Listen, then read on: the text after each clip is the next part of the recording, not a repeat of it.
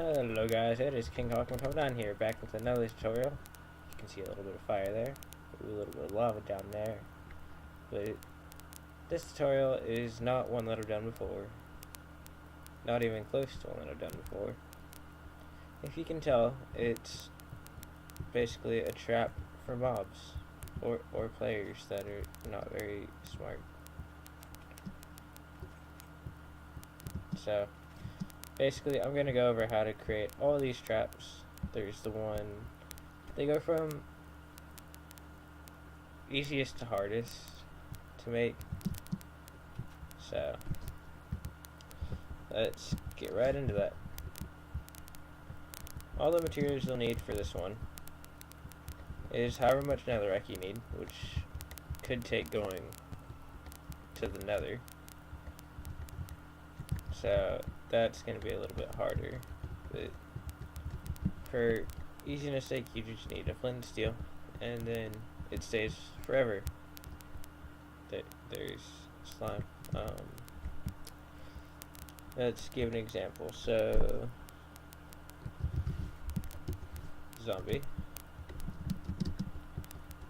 they will walk through fire to get to you. So if I go to Game Mode S, since it's me, you can just keep kiting them through the fire.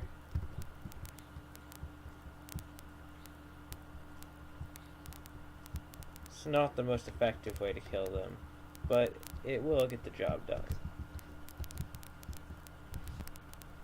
Another way to kill zombies is with this trap. And all you do with this one is you go to Game Mode. I go to Game Mode C. You don't. You just dig a pit that's 3 down, and you fill the bottom with lava, or don't fill it with lava. Either one will work. I fill it with lava because it kills the mobs for me instead of letting them roast in the sun. But basically, the way this works is every trapdoor counts as a block. So even if it's closed, it still counts as a block, and mobs only walk over blocks, if that makes sense. Like if it was just air there, they wouldn't walk over that to get to you, but since there's a block there, they would. Therefore, if I put a zombie down over here, and then I go into Game Mode S, he will walk over the door to get to me. And I can do it again if you want me to. Oh, I pushed him in. Zombie. I could spawn in that way. And they all walk through the fire to get to me. And I could spawn in more. And they'd still all walk through the lava to get to me. And then for this one, you just need 4 doors and a wooden trapdoor. Now the way to create this, you need to be placing the doors towards you all on one way. So for example, you wouldn't place them closed already. I knew that would happen. You need to place them so that the left of the door, the hinges are facing towards the pressure plate, basically. So that if a zombie were to walk upon you, you could kite them through these doors, and he would be stuck there. Now, it would be better to use a stone pressure plate, because as you can see, when the mobs die, that you'll see in a second, they drop stuff.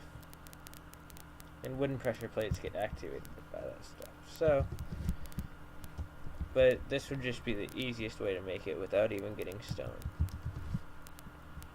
So a stone pressure plate is just 2 stone, but I'm not going over how to make these things.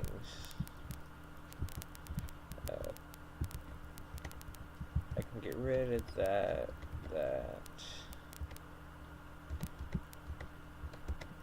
So, next one is a little bit more complicated, but not too much overcomplicated. So for this one, you just need 4 wooden pressure plates, a dispenser with a lava bucket in it. So dispenser. Oh, I forgot that I'm gonna go ahead and not do that and actually grab a dispenser, because in the new versions of Minecraft, I've got a button for control clicking, like to get an item, and that'll keep everything that it has in it for you. That slime activated that trap. Damn it, slime. Okay. But yeah, that was just a little riot that I went on. We're just gonna do that for the time being. I'm gonna fix this real quick.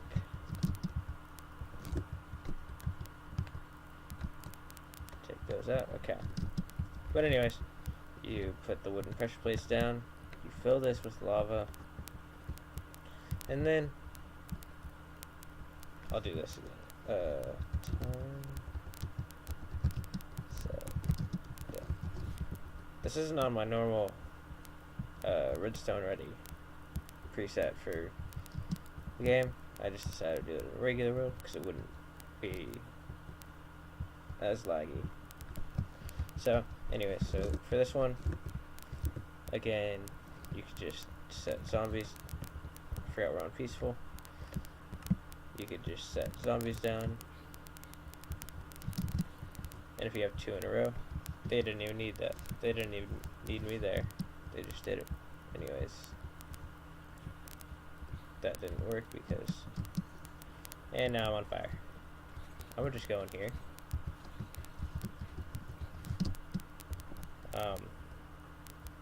That totally didn't happen, but it does work if you have less than 1, like, if that makes sense. Like, I'm trying to explain it as best as I can.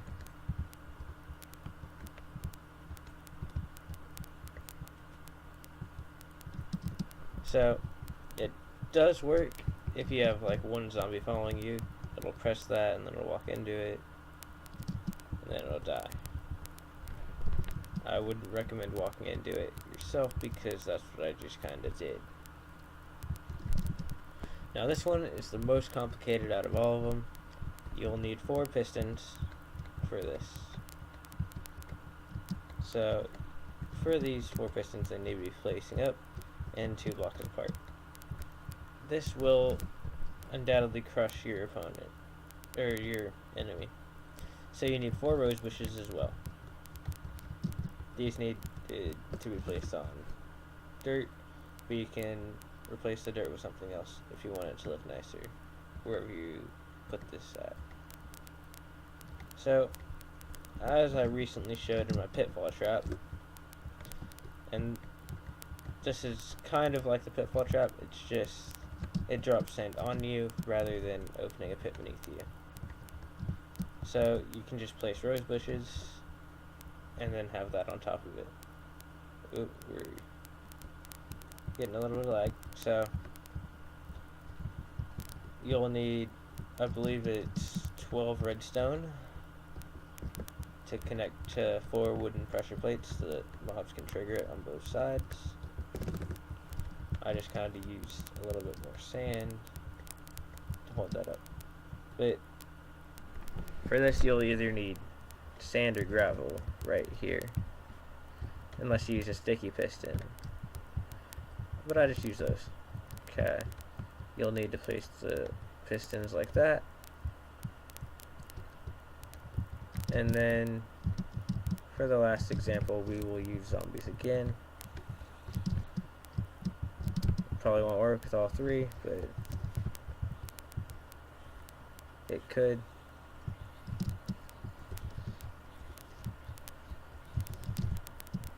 It worked with the one that stepped on it.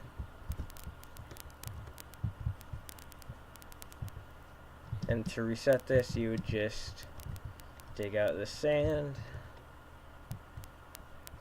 So again, this is just one that would work if you only had one zombie following you. You'd replace the rose bushes and re-put the sand on top.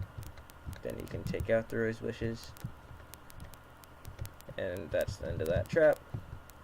And that's also the end of the episode. If you want to, or comment down below what you want to see in the next tutorial. And I guess with that, I will see you next time. Bye guys.